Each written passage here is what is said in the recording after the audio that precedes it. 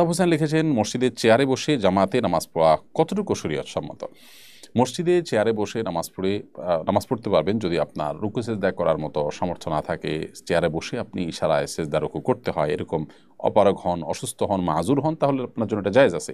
এবং যে কাজ জায়েজ আছে সেটা মসজিদেও জায়েজ আছে, সেটা বাসায়ও জায়েজ আছে। তবে সামান্য একটু শরীর ব্যথা বা সামান্য একটু খারাপ লাগছে, এই যুক্তিতে আপনি মসজিদে চেয়ারে বসে গেলেন না, বসে নামাজ পড়া শুরু করলেন, সেটা কিন্তু জায়েজ হবে না। কারণ এতে আপনার যে ফরজ বিধান আছে রুকু সিজদা এবং দাঁড়িয়ে সালাত আদায় করা যথাযথভাবে, সেটাতে ব্যাঘাত হয়ে থাকে, সেই জন্য এটা করা সঠিক হবে না। মুন্নি আক্তার আপনি লিখেছেন, মহিলারা একা থাকার সময় এবং মাহরামের সঙ্গে থাকার সময় মাথায় কাপড় দিতে কি বাধ্য? মহিলারা যখন একাকী থাকবেন মাথায় কাপড় দিতে তারা বাধ্য নন। মাহরামের সাথে যখন থাকবেন তখনও তারা মাথায় কাপড় দিতে শরীয়ত দৃষ্টিকোণ থেকে বাধ্য নন।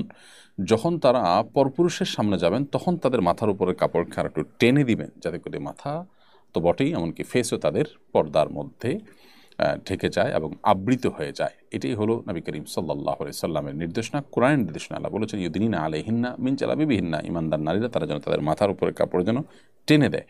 এটা হলো গায়ের মাহরামদের সামনে। মাহরামদের সামনে, বাবা ভাই, তাদের সামনে মাথার উপরে কাপড় না থাকলে গুনাহ হবে না। তবে সামাজিক শালীনতা, সামাজিক যে সৌজন্যতা, সেই জায়গা থেকে বাবা ভাই, অন্যান্য মাহরাম, স্বামী ছাড়া অন্য যারা আছেন তাদের সামনে যথাসম্ভব মাথার উপরে কাপড় দিয়ে রাখা, এটা সামাজিক সৌজন্যতার খাতিরে উচিত এবং উত্তম কাজ। বাট এটা কোনো শরীয়ী দৃষ্টিকোণ থেকে ফরজ ওয়াজিব নয়। যদি কেউ মাথার কাপড় না রাখেন বাবার সামনে, ভাইয়ের সামনে, কোনো গুনাহ তার হবে না।